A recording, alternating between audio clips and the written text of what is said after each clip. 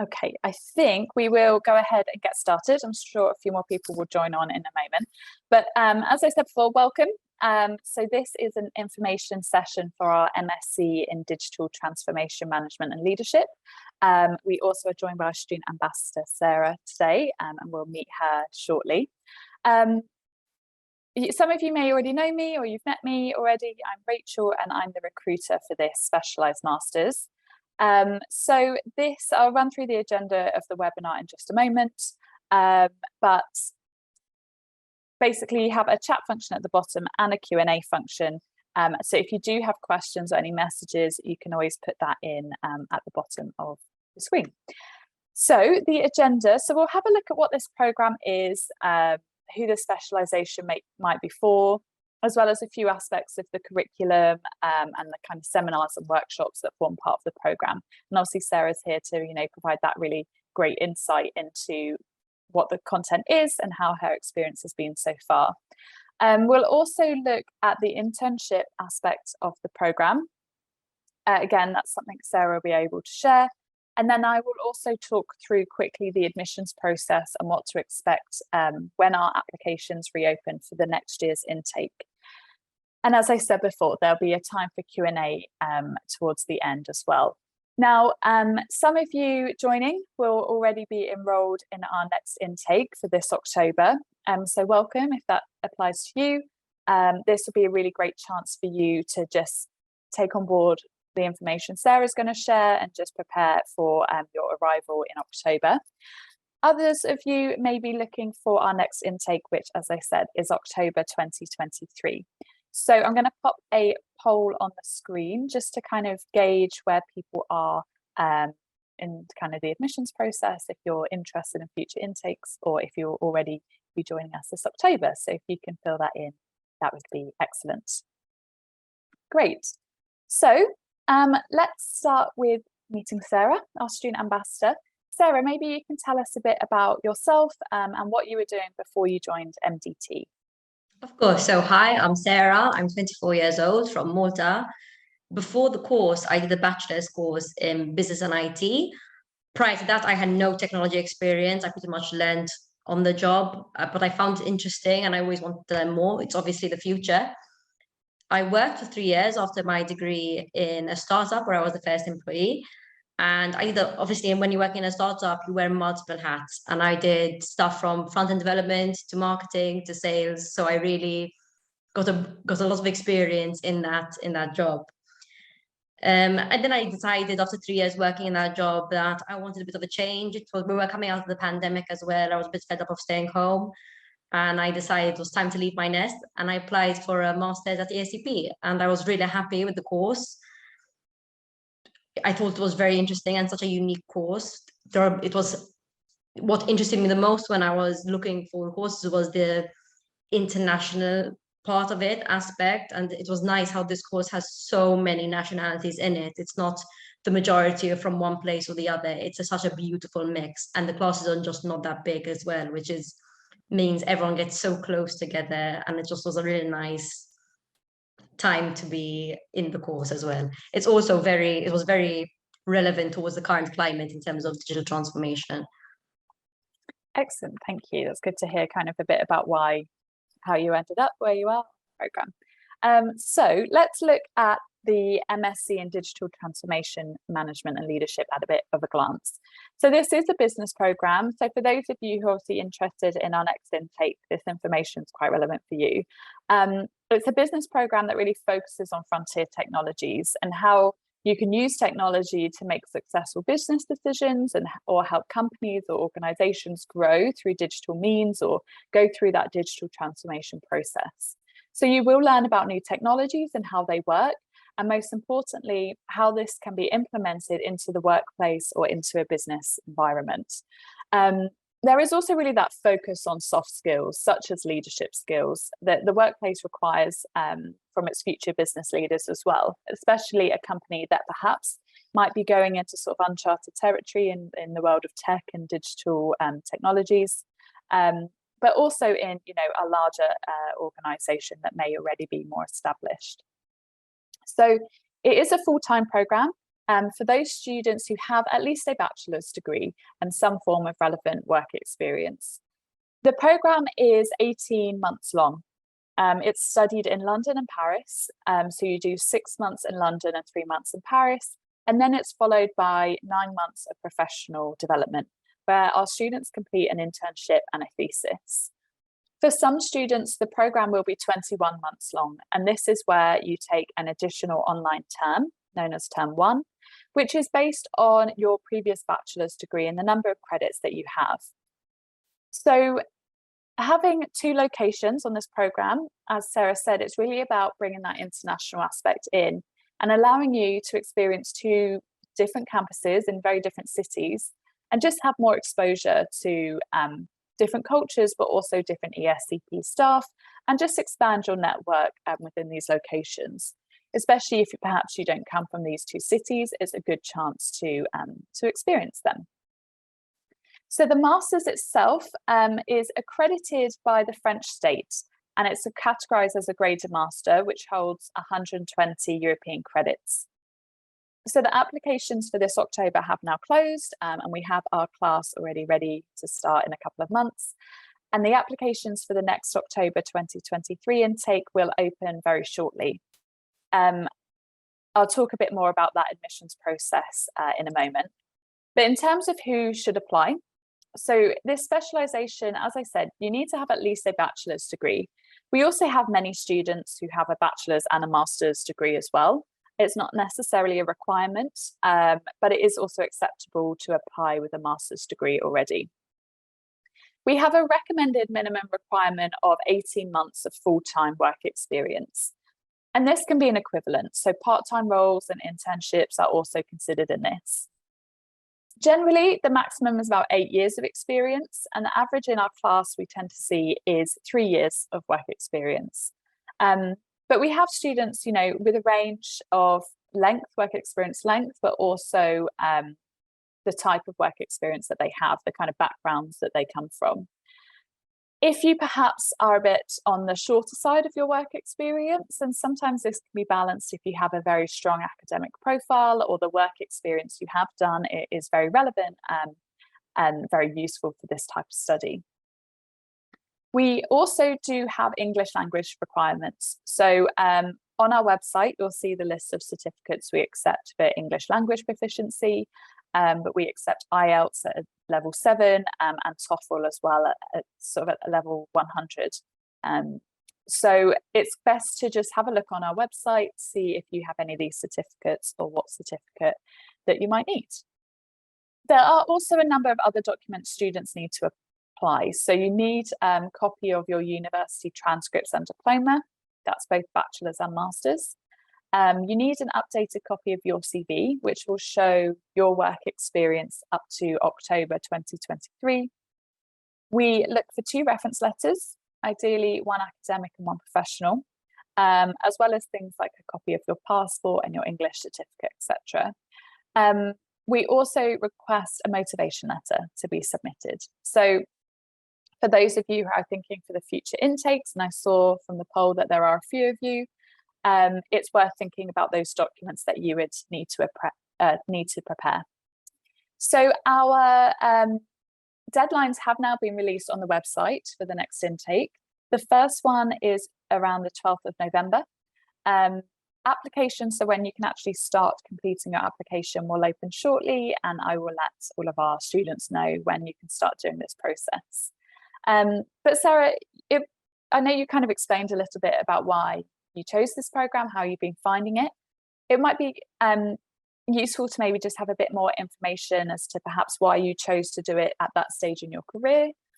What was it that you were kind of looking for with this master's? So I feel like I was at the stage in my career where I was not growing, because obviously you always learn, but I hit a plateau in my job.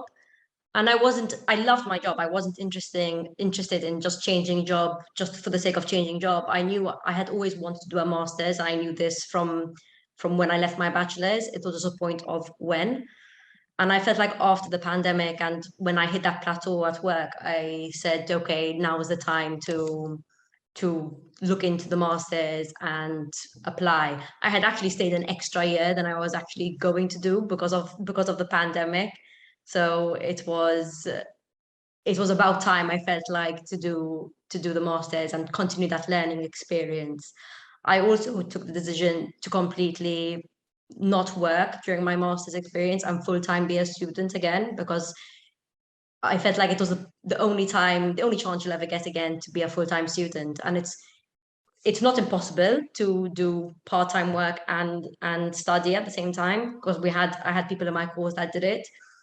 I would have found it very difficult though myself, because it was very time consuming and it demands a lot, especially it depends how involved you get in the course and if you join any societies and stuff like that to gain the whole experience.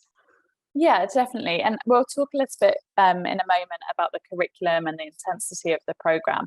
I mean, generally students don't work alongside, but yes, I know some students do some kind of freelance ad hoc work while they're studying. But it's good to know as well that you kind of were looking, I know you always had it in your mind to do a master's, but kind of looking for that next step in your career and what could help you get to that level. Because I think as well, we see a lot of students with that similar stage where they are looking what's going to boost them up. How did you find coming from, working full time? What do you think the benefit was from getting some work experience and then doing your master's? I feel like because you're surrounded by people who also had work experience, you won't feel left behind. You can actually contribute to the conversations had. But we had people coming out of bachelor's degrees that went straight into the course. However, it was, I think, around 90% all had work experience, ranging between 2 years to even 10 years. So it's quite a variety. It's nice. What's nice about the class is that you can actually, it's mainly discussion based. So you contribute to the class, you learn a lot from each other as well. And if you understand or you can contribute from your own experiences to the classes, you really push the class in the direction that you want as well. Excellent. Yeah, I think it can kind of provide that level of focus that you get from getting experience and then going back to study. Yeah. Excellent. Thank you. So moving on to the curriculum, I just wanted to give an overview of how the program runs. So as I said, some students will take term 1, which is an online term consisting of synchronous and asynchronous courses that you follow at your own time and your own pace. This term and whether you have to take it is based on your previous bachelor's degree and the number of credits that you have. Basically, if you have less than 240 European credits, you would need to take term 1. But if you have 240 and above, then you can be exempt from that term. Then the specialisation begins in person in London from October. So students study in London from October until March and then move on to Paris from April till June. This is where it's the core learning of the module, the core course content. So you'll have your modules and you can see some of the topics listed here, but you'll also have things like seminars and workshops running alongside that. And then term 4 is when our students do internship and thesis. Technically, that can be completed anywhere in the world. It's a bit dependent on things like visas, but there is flexibility on that one. So Sarah, maybe you could tell us a bit more about some of the modules you've taken. Maybe there's one that you found particularly useful or interesting. Yeah, so we took a number of modules. I think personally, from my experience, I loved all the modules we had. I don't think there was one I enjoyed more than others. I think the specializations are also very interesting. There are 2 specializations, Industry 4.0 and Financial Services.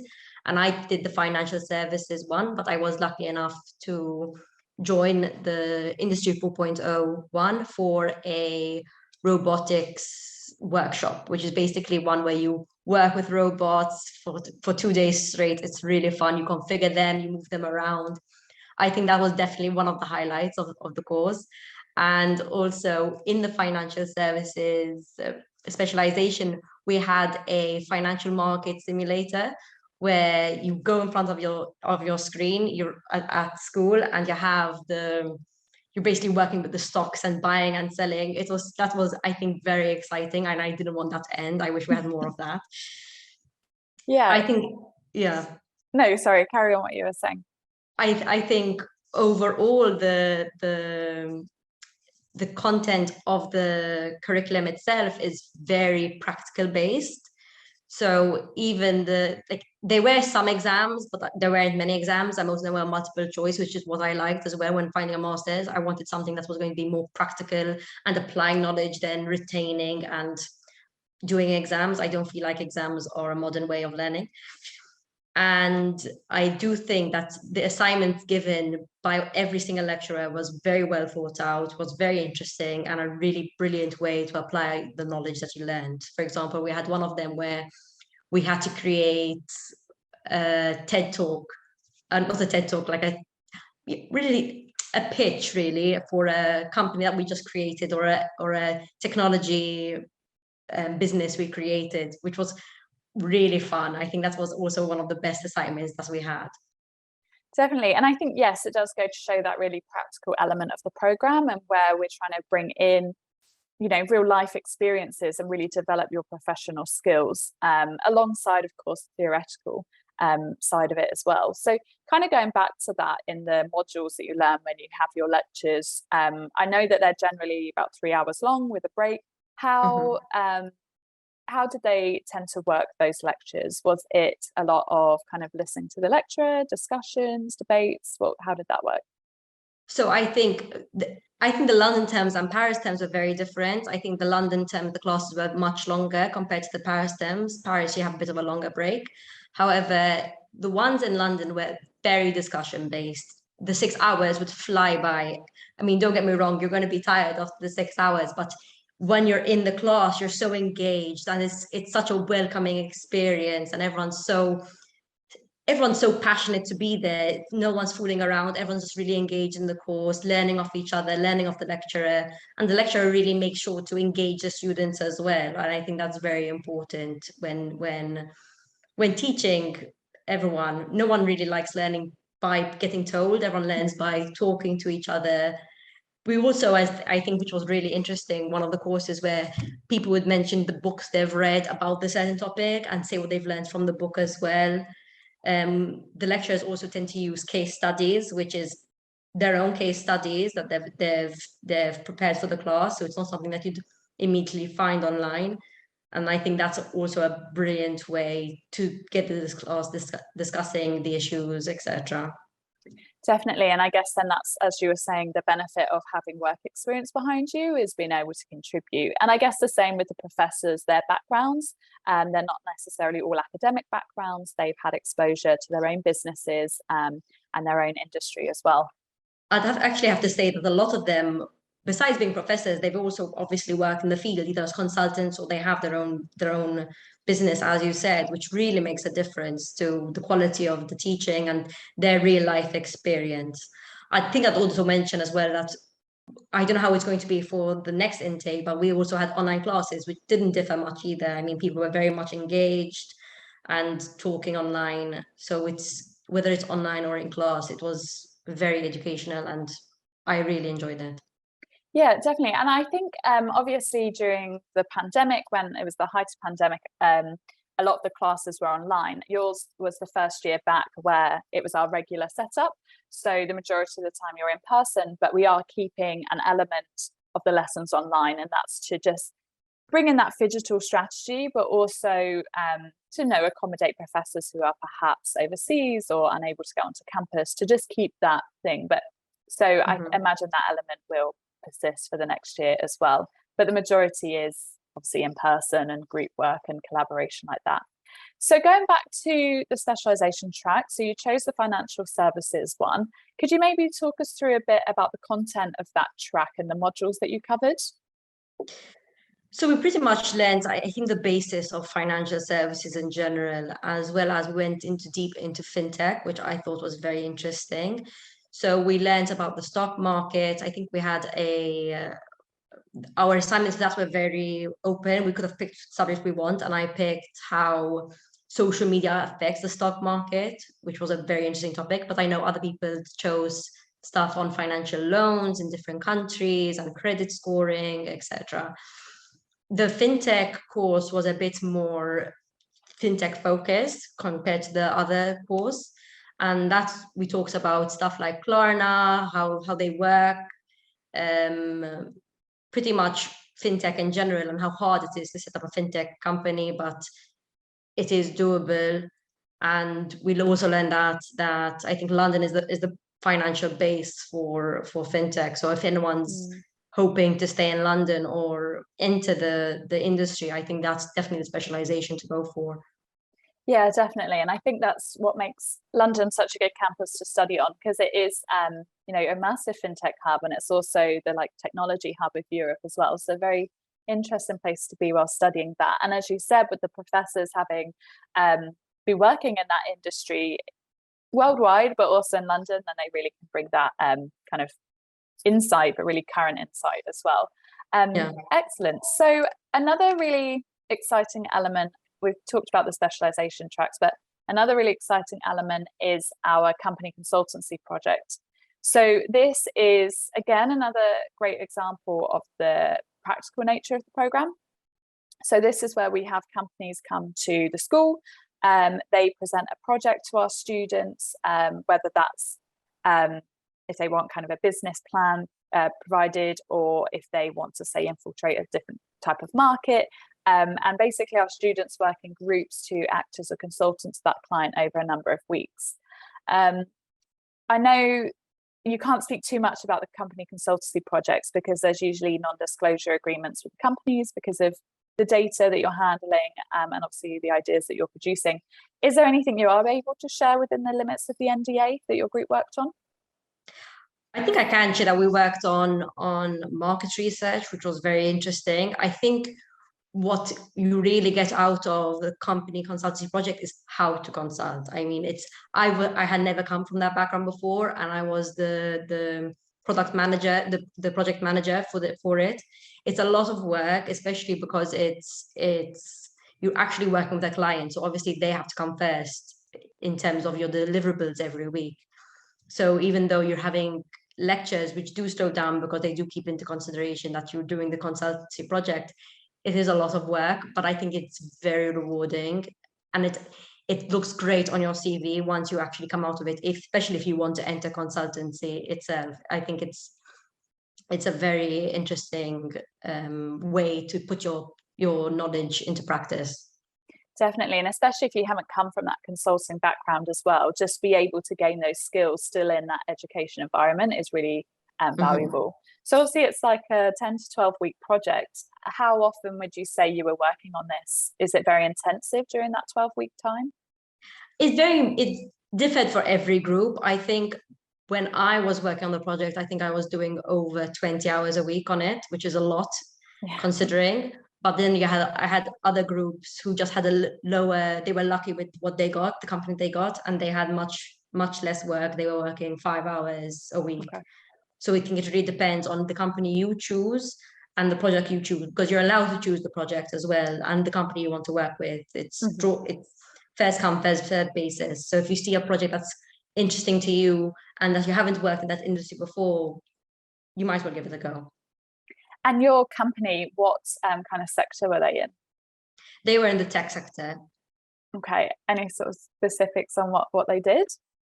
They did identification. So verification, identification, in I think every possible industry. Okay, excellent. It sounds good. And very busy, especially kind of the amount of time that you're on it. So the other element, of course, is our 9 months of professional development, where you complete an internship and a thesis. You have to complete a 4 months worth of full-time work, full-time internship within that 9-month period. But students sometimes do longer than that. Sometimes they can go into direct employment. As long as it's relevant to the program, it kind of fits the criteria and you're able to complete your thesis alongside, and then generally that, can be approved by the academic director. This is, really your chance to make that next step back into your career. Students are in charge of finding and securing their internships, but of course you have, the support of our career service and also our kind of program office and that network that ESCP is able to provide. So for example, our career service, I know they do careers workshops, they can do career coaching with you, can help you prep for interviews, and they run a jobs database online as well. Technically, you can complete this anywhere in the world where you have a relevant visa. We do have different visa routes for our students on this programme, which is something I'll discuss kind of closer once applications reopen. And that can kind of determine where you would do your internship. But you can see some of the companies that our students have completed their internship previously, places like KPMG, PwC, Deutsche Bank, Cartier, Revolut. So some real kind of different names within that industry. Also, quite a few students go into startup companies, or occasionally they work on their own companies and their own startups. As long as, you know, it can be agreed by the academic director, there can be flexibility with that. And I know that, you know, startups is such a big topic and there's so much room for that growth. In fact, we have a startup incubator on our Paris campus as well. But as I said before, just that really good chance to put what you're learning into practice and take that next step towards your career. So Sarah, you have completed Paris, so you completed the Paris term beginning of summer, and you've already started doing your internship. So maybe you can tell us a little bit about the company and the role that you have at the moment. So I was actually hired by one of my professors that had his own startup and he was actually an ESCP alumni as well. Again, a lot of the professors have their own companies, have their own startups, are actually looking for people to work with them as well. So I got my internship through that. And now I'm working in a company called Shop Circle, where we're the main marketplace for Shopify apps at the moment. We acquire and grow. I'm a product manager there, junior product manager. I'm doing my internship there. I think when you're looking for an internship or a direct employment, I think the easiest way to go to make sure that you get that 4 months without waiting is going directly for an internship, and then perhaps taking that employment of that internship. And don't think of it as like, oh my God, I'm too old for an internship, because these are not internships that you would have had when you were 16, 17, 18. These are mature internships where you're actually just working full time and gaining that experience, possibly in a new field. I would say the best way, if I hadn't gotten my internship through my professor, I had also joined a number of societies where I think the joining society is also a very good way of getting an internship, because you work with a lot of people, a lot of companies, and they're all scouting you out all the time. And I know my friends, those who didn't go for internships because they've had years of experience and they were getting denied internships for having too much experience, found jobs through LinkedIn and just the ESCP alumni as well. They did cold message people on LinkedIn who were alumni or who have their own companies, and told them, listen, I'm doing this course. Do you have anything for me? Because our course, people are really looking out for people who know digital transformation at the moment. It's needed. You're not going to find a problem having a job.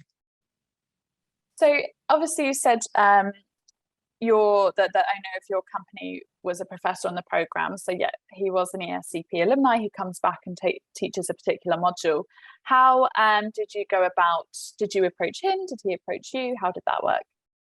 So after we had finished our course, he approached me on LinkedIn, told me he's very interested in my profile, and we started the interviewing process.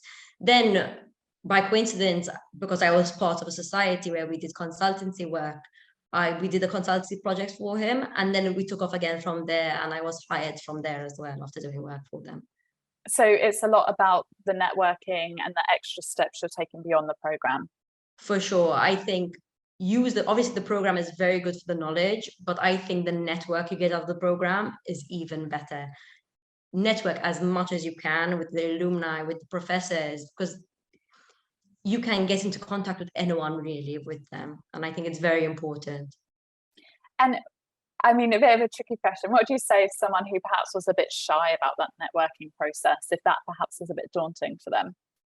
I feel like we had people who were shy in our course, who were people who wouldn't speak up and everything. But by the end of the course, they flourished and they just weren't that shy anymore. I think the course also teaches you how to, because you're giving so many presentations, so many talking to random people, you're really encouraged to come out of your shell in the group work and everything. So even though they were shy in the beginning, I feel like they completely changed and were open and did things they probably wouldn't have done before. So your internship, is it a 4-month one that you're doing? It's a 4-month internship, yeah. And what do you hope to do beyond your internship? Do you know yet? I'm not too sure. I'd love to stay in the company. I'm really enjoying doing product management. I think it's a really good balance between my previous knowledge as a front-end developer and my current knowledge in project management. So I'm really enjoying that, and I'd like to stay in this field of work. Excellent. So that sounds good. So you're kind of about halfway through your internship, Yes. Is that right? Yeah. So do you know at all of kind of the other students in your class that have secured their internships already, how they went about getting those, the types of roles they're in? Do you know any of that? So I'd say a lot of them are either in consulting or in project management, product management. It's a big mix. I mean, digital transformation covers a lot of things. So it's anything you can possibly think of in tech, they're doing it. Someone's working with cryptocurrencies. Some other people are working in big companies like KPMG. It's a mix between big companies and startups. I personally prefer the startup world, but it's up to preference of the individual. And I do think not everyone started immediately, which is the biggest change, because while you're doing the internship, you have to do the thesis as well. And some people decided to take the summer off, do their thesis, and then start work in October, while I'm doing it together, which again, it's up to preference and how you work and what you prefer doing. Yes, definitely. So as you said, some do it before their thesis, before their internship, some alongside, one sometimes after their internship. Exactly. So if you're doing it kind of alongside, I know some students link their internship and their thesis. Is that something that you've done? No, I actually didn't. Someone else in my course who was in my course and doing the same internship as me is focusing his thesis on the startup itself, on growth and everything like that. I decided to go a different route and focus it on something completely not related, which, although looking back, I'm not going to regret it, but it is very tiring to do two things, because if you focus it on your internship while you're doing the internship, you're kind of hitting two birds with one stone, while I have to then completely change focus after work and then write the thesis, which is very tiring. And are you able to share a little bit maybe about what your thesis is on? Of course. So I'm doing my thesis on family business succession and the rate of digital transformation and competitive advantage. So basically, how long a generation stays in the family business affects the digital transformation of a company. So if the average age of a board of directors is 70, the company is most likely going to be a bit further behind in digital transformation than a company with a board of directors average age is around 30, 40. Interesting. And then, so do you have to do research alongside that thesis, or is it all kind of theoretical based? No, it's going to be research based. I'm going to be working with 3 companies and conducting 3 interviews from each company, and then 25 surveys with each company. Oh, excellent. So yes, a lot for you to be doing in the next 4 months, but it sounds really very interesting. And also, of course, your internship as well, and the link that it has with ESCP alumni. And it's great to hear, obviously, another of your classmates that's doing a similar internship too. Perfect. So we already spoken about the thesis, but it'd be great to hear a bit more about your life at ESCP. So, you know, how you found it being in London, how you found it in Paris. What was your kind of best bits about both cities? So I think I loved London. I have always loved London, which is why when I was looking for masters, I was looking for masters in London, and I came across this and saw that it's moved to Paris as well. I have zero experience, zero knowledge in French, don't speak the language, and I'm still surviving. I'm actually still based in Paris because I fell in love with the city. I think the fact that you go to 2 different cultures completely is a beautiful aspect to the course. the people you meet along the way as well are totally different networks. So it gives you an extra chance to network with people you wouldn't have met before, because if you have to stay in one city, you get very comfortable with the people around you and you don't really go out of your comfort zone. While moving to Paris completely is another whole change again, and you meet way more people. I do think we didn't make the most of our time in London because we were very busy. And at the beginning of the course, you're still getting to know people and you're being a bit skeptical. But once we moved to Paris, since the whole course moves to Paris, you have a lovely friendship base here. And I would just say that you have to make sure to make the most of it in London as well in the first 3 months, because it's not that long of a course and it really flies by.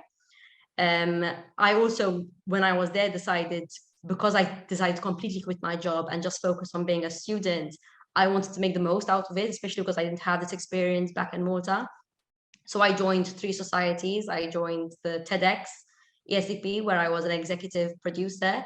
I joined the BizTech, which is actually a society that was created by the digital transformation course itself a few years back. And I also joined Next Gen Society, which was a society on family businesses and the next generation of the family businesses. I think I was mainly involved with TEDx and BizTech. And BizTech is where you do your consultancy work for other companies and you really network in this. I think this one's a brilliant one to join, especially even if you're not interested in becoming a consultant. It's great experience and the skills you learn from that are fantastic. And I enjoyed the TEDx one. Again, besides looking great on your CV, it was actually really fun to produce an in-life conference that was interesting. And you get to mingle with so many different courses who, again, you wouldn't have met otherwise, because you get to mingle with a network with people from the marketing course, MIM, which is the Masters in Management, even the MBA courses as well. Yeah, definitely. I mean, because obviously your curriculum is very busy and you took the time away from your work to focus solely on this. So it really allowed you to kind of get involved in those other bits and pieces. And it's great to hear obviously how beneficial BizTech was for you. You know, for those of you watching who will be joining us this October or in future years, that's definitely something to consider, I think, and get involved in. So kind of, I know a lot of questions that we get from students are things like accommodation. So can I ask where you stayed during your time in London, what type of accommodation you were in? So in London, I was fortunate enough that my family have a place in London. So that was a bit easier for me, even though it was a bit far out. I think I was around 40 minutes away from the school. If I had the option, if my parents didn't have the place, I would have loved to live closer to all my friends, which everyone lived around the school. So everyone lived in Camden, in West Hampstead, and I think there would be the place to go out if you're, especially on the weekday when you finish uni at around 6, 7. You're not going to stay going back and forth from 40 minutes away. So it's nice to live around that area. I know my friends struggled with that, especially at the moment. There's pretty much a housing crisis, which is very difficult to find, but they all ended up finding. I mean, when there's a will, there's a way. Yeah. Even if you don't find before you go, people they lived there for 2 weeks and they just went full on trying to find a house. Yeah. I don't think it's the biggest issue in terms of moving there. Yeah, I mean, and I think obviously they're 2 very busy cities and they can be quite expensive, and so trying to find somewhere can be tricky, but everyone does manage to do so. And it's good to kind of hear different experiences. I know other students, I mean, there are some private student accommodations in London. There's also one right here in West Hampstead. Other students have rented spare rooms. Other students have kind of grouped together and found somewhere to live. So there's lots of kind of different options, and options for basically your preferences, but also your budget and things. So you're right, where there's a will, there's a way. So if you are already looking for your accommodation and perhaps you're finding it a little bit tougher, definitely persevere and you will find something. I also think what my friends did was, we had a Facebook group where with an incoming cohort was going to be, and people just messaged like, who's looking for a place? They teamed up, people with similar culture background, they teamed up and they went to look for a place together. And it actually created some of the most beautiful friendships, because they would have never been friends otherwise in that sense. So I do Definitely. think go out of your comfort zone, message people, and just try your luck. Most people actually either continued living with the people that were living in London when they moved to Paris, or they switched it up a bit. So it's beautiful that you get to move cities for that reason as well. Yeah, definitely. And then I guess by the time you go to Paris as well, you kind of made more friends, you're more established, and you can kind of all live together or find somewhere. That's great. Thank you for sharing that. So I'll just kind of go onto the admissions side. So our applications haven't opened just yet, so I won't do a full kind of information session for those looking to apply, but I did just want to kind of give you a quick run through of the process, how it works before we go on to the Q&A. So our application deadline, we generally have one every 4 to 5 weeks. The dates for the October 2023 intake are now on our website. So take a look, see what application deadlines there are, see which ones apply to you so you can start those preparations and you don't miss out on anything. Our first two deadlines, the one in November and one in January, I think it's actually might be the 12th of November and 13th of January. I think I wrote those wrong. They are early bird discounts. So that's £2,000 off total tuition fees. If you do want to benefit from that, make sure you apply by January. There are, of course, deadlines after January, but the programme is on a first come, first serve basis. So make sure you are aware of that and don't leave it too late. And then towards the end, around June time, there are certain restrictions on our deadlines as well. So just keep an eye out, know which one you need to apply for. When the application portal actually reopens, I will let you know. I will send out an email so that you can start putting the application together. When the deadline hits, all applications in that deadline are reviewed in our initial profile review. And it's a very holistic approach that the admissions jury take in what they look for in our candidates, essentially seeing if this candidate and their experience and their knowledge is right for this programme, but also is what this candidate wants for their future, for what they want out of their masters, is this going to be the right programme for them as well? If you're successful in that initial profile review, within about 2 weeks, you'll be invited to an interview, normally with an academic professor and another member of professional staff. And then if you're successful in that interview, you should hear if you've been offered a place. With your place, there's a 3-week acceptance deadline where you need to accept your place and pay a 10% deposit. So it's quite a quick process, and that's just how it works, the timeline, just so you're aware of that. In the meantime, if you need to find more information about the programme, obviously I am the recruiter, so for everything up until you submit your application, I'm here to support you with anything. So do reach out to me either by email or WhatsApp or phone call for any questions you have. I can take a look at your CV, kind of provide some guidance on your eligibility. We can also have individual consultations where I can answer questions on a video call, anything like that. We have our MDT Facebook page, which is actually open to everybody.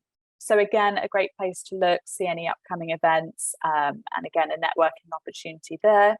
And of course, we have our student ambassadors. So Sarah is one of several student ambassadors who are on the programme at the moment.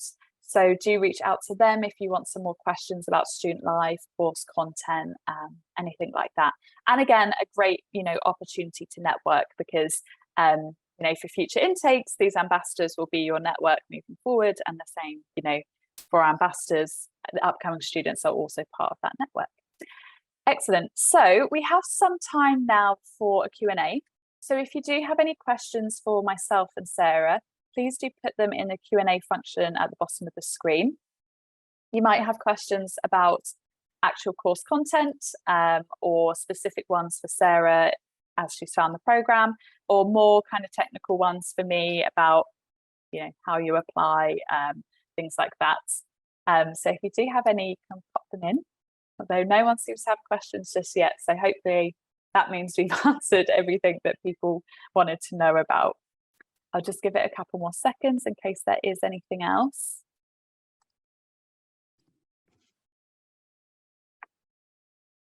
If someone has any other questions beyond this, you can always find me on LinkedIn as well, and just message me on LinkedIn. I'm happy to answer as well.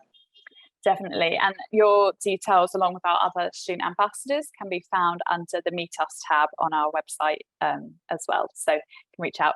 So I think we'll leave it. It doesn't look like we have any questions. Oh, no, there is somebody. Here they go. Come in. So somebody has asked, what does ESCP look at in a motivational letter?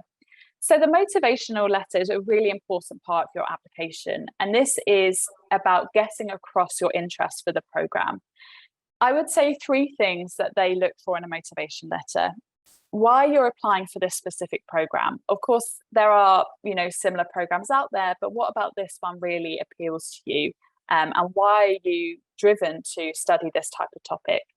The third thing would be, what is your previous experience and how is it relevant? You might have more technical experience, you might have more business experience, but there's all this experience, even different from those 2 areas, there's still going to be some relevance to this type of program. So what's your previous experience and how is it relevant? And the third thing I would say is what you hope to get from this program. Do you have a career goal in mind? How are you thinking this program will help you get there? So that would be my main guidance. Sarah, is there anything else you wanted to add on the motivation letter? I think they also look for international experience as well. How, if you've had any international experience, I think that's very good to put in there to say that you can work with people from a lot of different cultures. I think ASCP really values the internationalism of the course as well. It's something they take pride in, having so many nationalities in one course. Definitely. And I guess even things like just showcasing your wider interest in the topic, because it's obviously very current, it's changing a lot, and it's always in the news and the business world, and these topics flying around. So kind of showcasing your drive and interest in this type of topic. So there are a couple of questions about visa and also about scholarships. So scholarships, we are finalising our information for next year, just to try and shake up the scholarships that we offer. So I won't be able to give you solid details just yet, but they will be released in the next month or so. But generally we offer partial scholarships, and they are up to kind of a maximum of £4,000. So that is the type of scholarships that are available, and hopefully I can share more with you closer to the first deadline date. With regard to visas, so we have 2 visa routes on this programme. The first is the UK graduate route. This is where you apply for a UK student visa, you do your internship and thesis in the UK, and then when you graduate, you can apply for a 2-year post-study work visa in the UK. Of course, on the UK graduate route, you still go to London, you still go to Paris, but it just differs on where you can do your internship and your post-study opportunities. Similarly, we have our standard route. This is where you apply for a standard visitor visa to be in the UK. You do 6 months in the UK, that's as long as the visa gives you in the UK. You go on to Paris, and then you can either extend your French visa and complete an internship there, or anywhere in the world where you are able to live and work on your passport. And then you have post-study work opportunities in France. So there's 2 different routes there. So it's worth looking on our website at the details. The actual process obviously differs for your, which visa you apply for, your nationality and things like that. But you have the support of our visa office in London to help students through that process. So the tuition fees, someone's asked about the cost of the tuition fees. So for next year, the course is £22,800. That covers your full tuition fees. It's worth thinking about as well your maintenance, living and travel costs whilst you're in London and Paris, because of course that's not included in the tuition fees. In terms of opportunities for applicants with over 15 years of work experience, generally the maximum on this course is about 8 years. So that's what it's geared to, kind of junior to intermediate professionals. If you have more than 8 years of experience, I would say still send me your CV so I can have a look through. But generally you might find an executive program might be better suited to your professional level. And then just one more there's another question on the visa routes, but hopefully I've already answered that one. And then just one more about GMAT. Is GMAT required for this course? So no, we don't require GMAT or GRE to apply to this programme. If you already have a score, you can submit that. And of course, we do look at it, but it's not a requirement. So you don't need to complete that. Okay, I think that leaves us there with the Q&A. As Sarah said, any other questions, you can either message me or Sarah or any of our other student ambassadors. But for now, thank you very much for joining our webinar. I hope you found it useful, and Sarah was able to provide lots of information. I thought it was a really, really great insight. And thank you, Sarah, very much for joining us. For having me. You're very welcome. Good luck with the rest of your internship and finding a job afterwards. And yeah, thank you very much and have a good rest of your day. Thanks. Have a nice day, guys. Bye-bye. Bye.